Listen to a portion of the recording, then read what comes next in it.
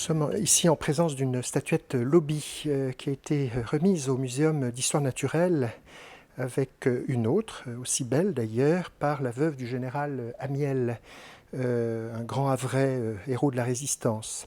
Les Lobis sont une population qui vit à cheval entre le Burkina Faso et la Côte d'Ivoire. Traditionnellement, c'était un peuple de chasseurs qui se sont petit à petit sédentarisés.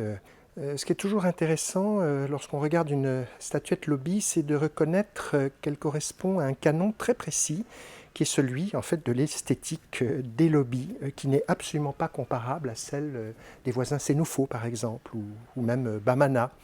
C'est comme si chaque culture africaine, à un moment donné de son histoire, avait défini comme ça une sorte de style qui lui est propre, une manière tout à fait singulière de représenter le corps humain. Et chez les Lobis, il y a toujours comme une sorte de ligne zigzagante qui correspond toujours à cette triangulation tout à fait spécifique à l'art africain, mais très, très schématisée chez les Lobis, plus que chez d'autres voisins. En fait, en Afrique, on a toujours cette hésitation entre un art stylisé, aux limites de l'abstraction géométrique, et un art plus naturaliste. Ces statuettes, en fait, représentent des esprits, les Tila.